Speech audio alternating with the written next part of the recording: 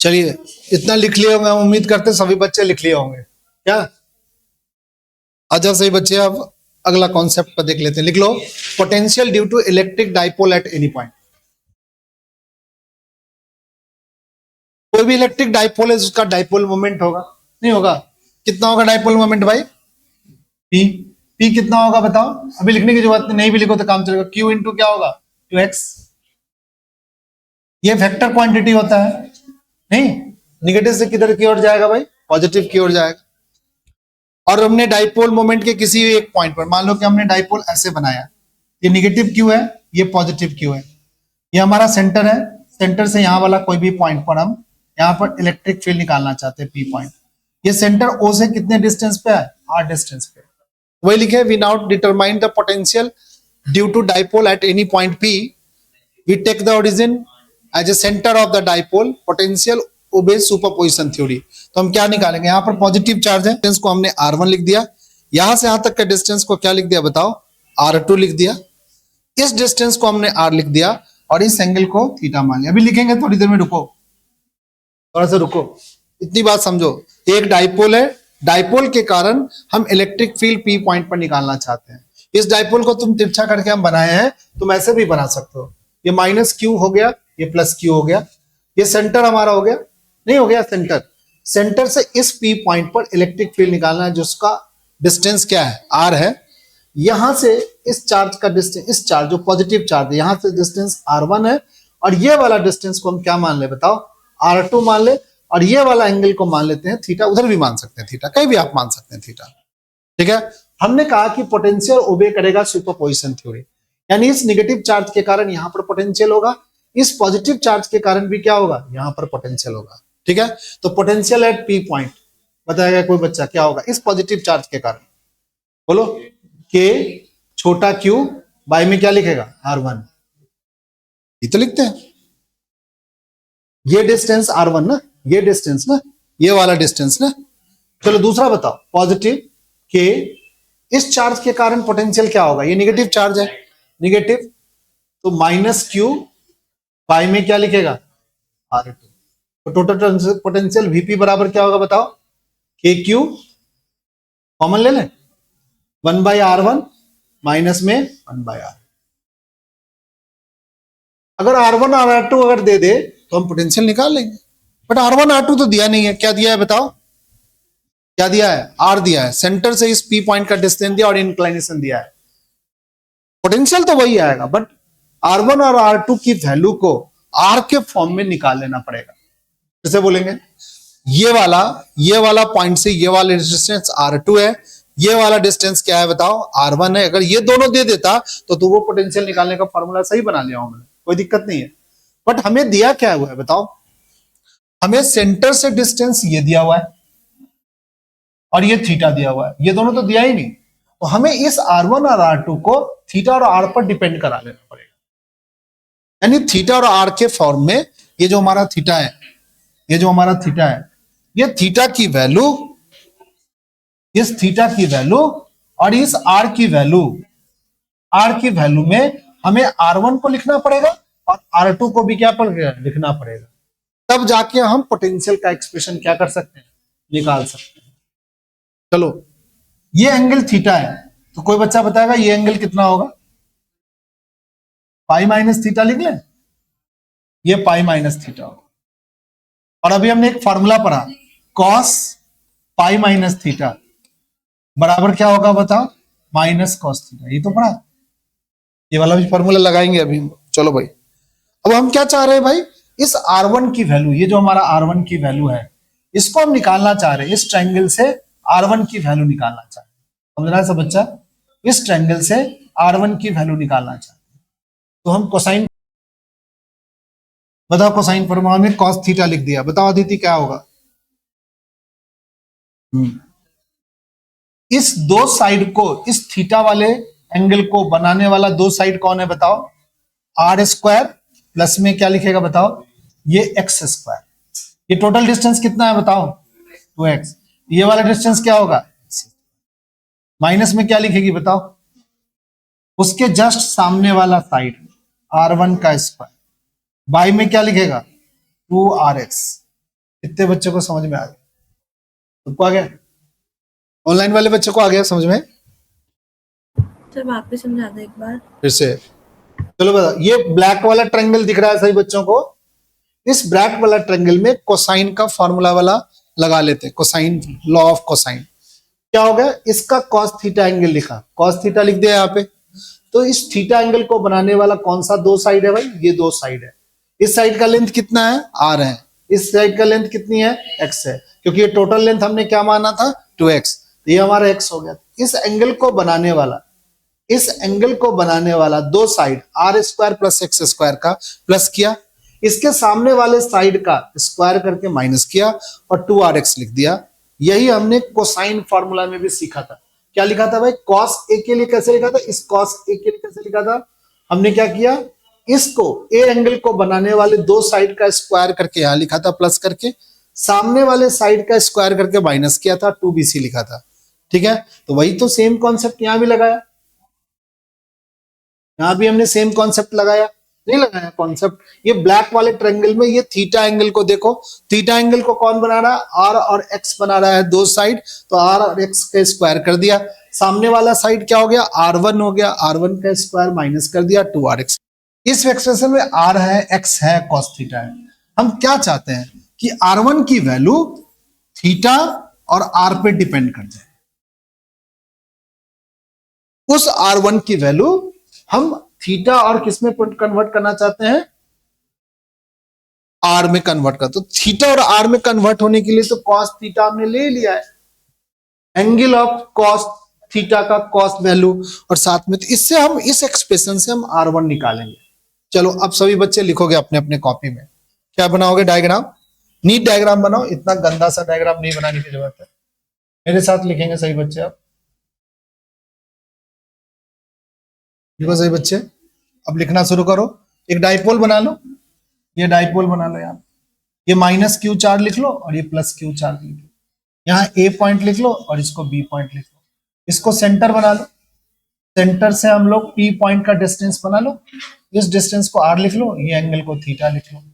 इसको लिख लो R1 और इसको लिख दो तुम R2। इतना बना लो। ये सेंटर को O मान लो, इसको P मान लिया। थोड़ा सा कलर चेंज के यहाँ x लिख देते हैं, ये भी x हो गया, टोटल डिस्टेंस 2x हो गया। फिर वो लिख लो potential at P point. Positive charge के कारण पॉजिटिव पोटेंशियल, नेगेटिव चार्ज के कारण negative potential.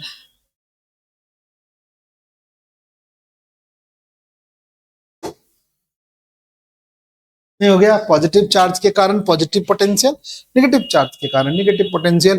Total potential at P point के क्यू 1/R1 माइनस में 1/R2 लिख लिया। इतनी बात सही बच्चे लिख लीजिए अपने अपने कॉपी में।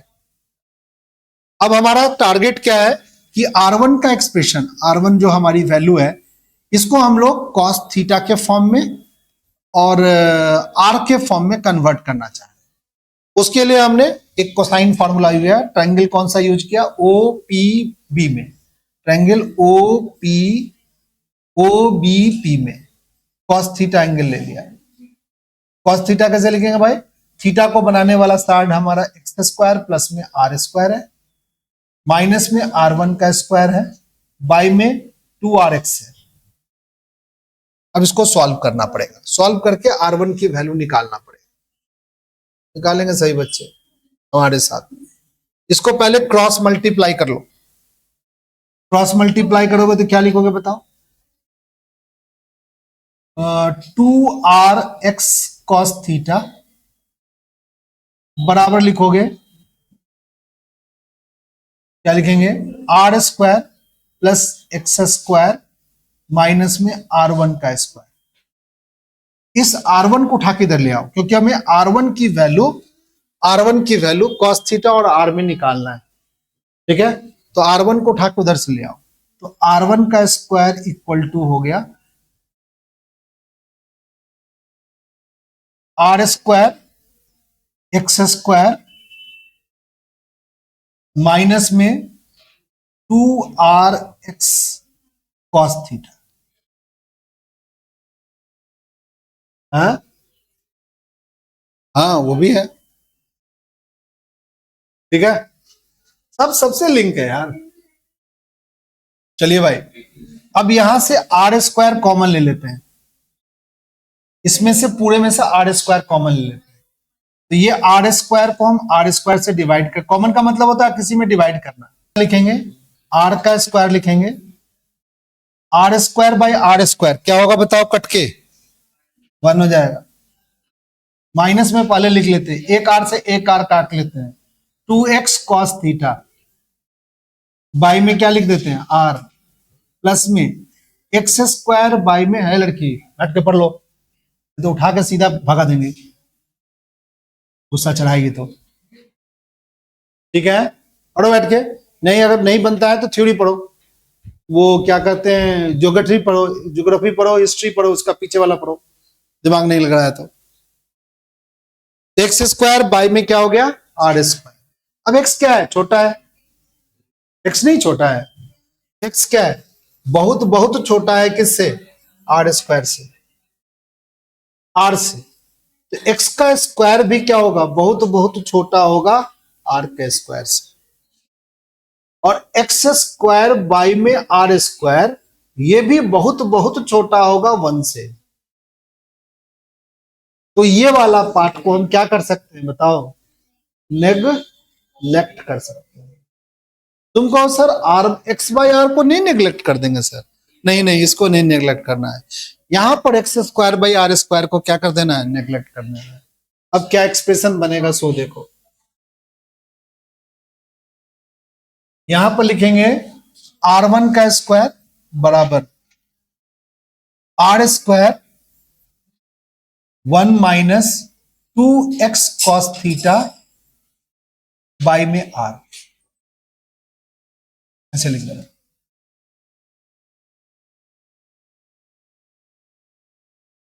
हमें वैल्यू किसकी निकालनी है, 1 बाई आर की निकालनी है। ये निकल रहा है क्या, R1 का स्क्वायर का निकल रहा है वैल्यू। तो क्या कर दें, इस सबको रेसिप्रोकल कर देते हैं। नहीं, क्या करेंगे बताओ, पहले एक बार ऐसा कर ले हम लोग, पहले हम लोग इसको क्या करते हैं, स्क्वायर रूट लगा लेते हैं, हट जाएगा। तो क्या लिखेंगे बताओ, R1 बराबर आर, क्या लिखेंगे बताओ, 1 minus 2x cos theta by में आर, और इसकी पावर हाफ। किसी को नहीं समझ में आया तो पूछ लो, इस पर भी हाफ पावर लगाया, इस पर भी हाफ पावर लगाया, इस पर भी हाफ पावर लगाया। ठीक है, हाफ पावर से ये स्क्वायर कट गया, ये स्क्वायर कट गया, इसका हाफ पावर रह गया। ठीक है, अब सबको रेसिप्रोकल कर देते हैं, यानी सब पर -1 पावर से मल्टीप्लाई कर देते हैं। देखो, हम किसी भी इक्वेशन के दोनों तरफ कोई भी इक्वल काम कर सकते हैं। जैसे हमने हाफ पावर सब पर ले लिया, इसका क्या मतलब है, 1/2 पावर यहां लगा दिया, 1/2 पावर यहां लगा दिया, 1/2 पावर यहां लगा दिया, हर एक टर्म में 1/2 पावर लगा दिया। अब सब में -1 पावर लगा देते हैं, तो -1 पावर लगाएंगे तो 1 बाई क्या लिखेंगे, R1, 1 बाई क्या लिखेगा R, -1 पावर लगाने के कारण। ठीक है, ये इक्वल एक्सप्रेशन है। ये क्या होगा बताओ, ये इंटू में है इसलिए ऐसा कर सकते हैं, अगर ये इंटू में नहीं रहता तो नहीं करते हैं। 1 minus 2x cos theta by में R, और -1 पावर लगाएंगे तो ये माइनस का हाफ हो जाएगा। कितने बच्चों को ये बात समझ में आ गया भाई, ये हम काम तब करते हैं, बहुत बच्चे कंफ्यूज हो जाते हैं। देखो, ये वाला एक्सप्रेशन इस वाले एक्सप्रेशन से मल्टीप्लाई में है, जब x और y मल्टीप्लाई में हो, ठीक है ना, तब हम ये काम कर सकते हैं। ये वाला एक्स वाई मल्टीप्लाई में हो, दो चीज मल्टीप्लाई हो, तो ये चीज जो है ना हम लिख सकते हैं ऐसे, माइनस पावर लगा करके रिवर्स करके लिख सकते हैं। और हमें वैल्यू भी किसकी निकालनी है बताओ, 1 बाई आर की तो वैल्यू निकालनी है, R1 की तो वैल्यू निकालनी है।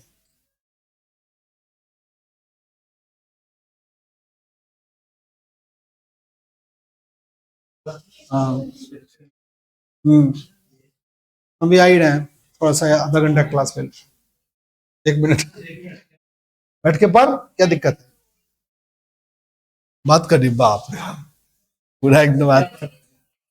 चलो, 1 बाई R1 बराबर ये हो गया। अब बाइनोमियल एक्सपेंशन अभी हमने समझा था, कोई भी पावर है होगा तो 1 प्लस एक्स के लिए 1 प्लस एन एक्स लिखते हैं, 1 माइनस एक्स के लिए 1 माइनस एन एक्स लिख देते हैं। ठीक है ना, देख लो। तो यहां पर क्या है बताओ, 1 माइनस दिस, और वो पावर भी माइनस में है।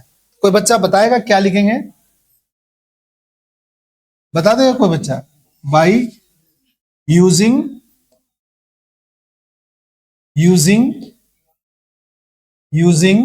Binomial expansion. तो बच्चा लिखाओ मेरे को, मैं लिखने वाला नहीं हूं। बाइनोमियल एक्सपेंशन ऋषभ नहीं बताएगा, कोई दूसरा बच्चा बताया एक्सपेंशन, बाइनोमियल एक्सपेंशन बताओ भाई। 1/r1 हम जानते हैं लिखना, 1/r लिखते हैं। इसमें बाइनोमियल एक्सपेंशन लिख के करके दिखाओ, बताओ बताओ। थोड़ा समझ लेते हैं बाइनोमियल एक्सपेंशन में। ये जो पावर था, ये पावर एक्स में क्या होता था, मल्टीप्लाई हो जाता था। ठीक है, चलो भाई आप भी करो मल्टीप्लाई। क्या करें, लिखाओ। कोई बच्चा नहीं लिखाएगा, दीदी लिखा, 1 लिख देते हैं। ये पावर इससे मल्टीप्लाई गई, पहले से माइनस में है, तो क्या हो जाएगा बताओ, प्लस 1 बाई बोलो 2 इंटू 2x बाई में क्या होता r, ठीक तो होगा। 1/r1 की वैल्यू निकल गई। हम क्या चाह रहे थे बताओ, कि हमारी r1 की वैल्यू cos थीटा और r में थे। तुमको सर x भी आ गया, x भी हमारे लिए फेवरेबल है। x अगर 2x बनेगा और 4 से मल्टीप्लाई होगा तो वो p बन जाएगा, नहीं बन जाएगा। चलो भाई, ये हम r1 निकाले हैं। r2 निकालने के लिए अब ध्यान से देखो, इस ट्रायंगल को यूज करोगे, सारी कैलकुलेशन एज इट इज जाएगी। एक ही बार हम कैलकुलेशन करके दिखाएंगे, और हम आप लिखेंगे क्या, सिमिलरली करके कंडीशन लगाएंगे। क्या लगाएंगे, सिमिलरली।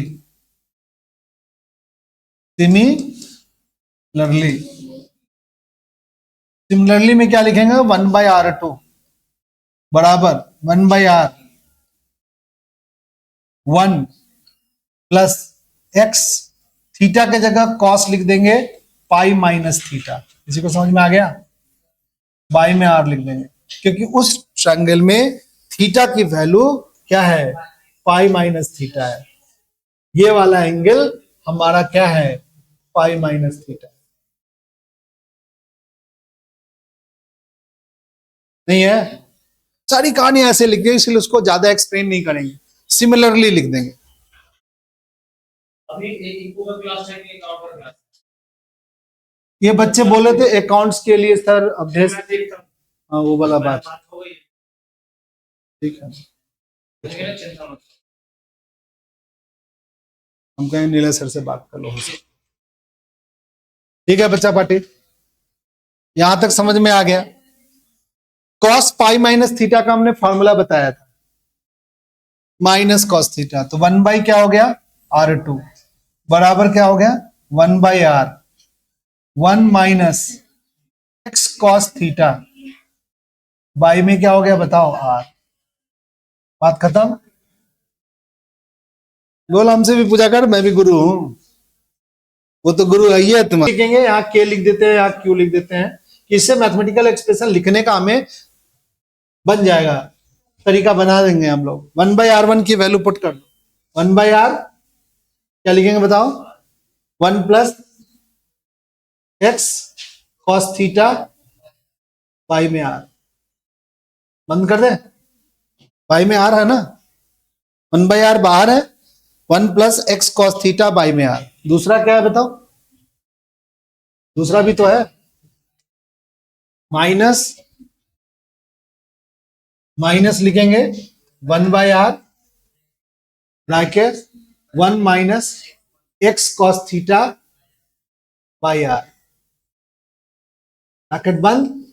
यहां भी 1/r है, वहां भी 1/r है, दोनों 1/r कॉमन ले लो, तो क्या बचेगा बताओ, एक क्यू बाई में 1/r आएगा तो r बाहर आएगा, इक्वल हुआ। ये बीच में प्लस है, यहाँ माइनस है, इसके बीच में माइनस का साइन है, 1/r कॉमन लेंगे तो क्या बचेगा, 1 plus x cos theta by में आर, इस माइनस साइन के कारण ये -1, इस माइनस के कारण ये वाला साइन क्या हो गया, प्लस हो जाएगा।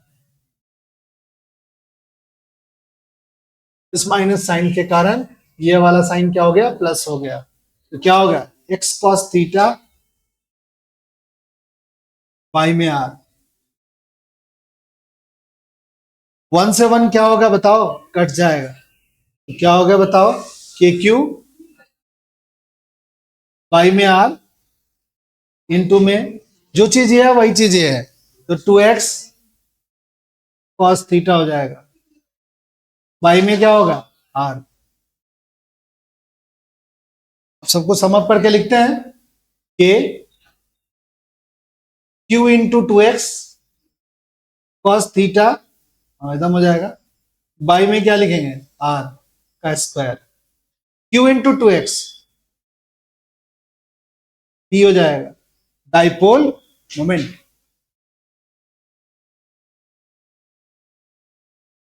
Dipole moment.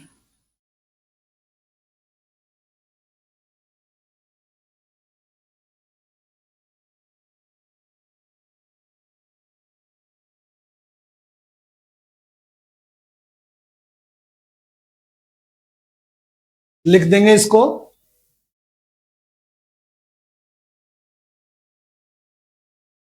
यहां लिख देंगे के पी कॉस थीटा बाई में आर स्क्वायर। ये पोटेंशियल एट पी का एक्सप्रेशन आ गया। हम चाह भी रहे थे कि हमें क्या क्या मिल जाए, थीटा के फॉर्म में मिल जाए और आर के फॉर्म में मिल जाए। थीटा दे देगा और आर दे देगा तो तुम क्या निकालोगे बताओ,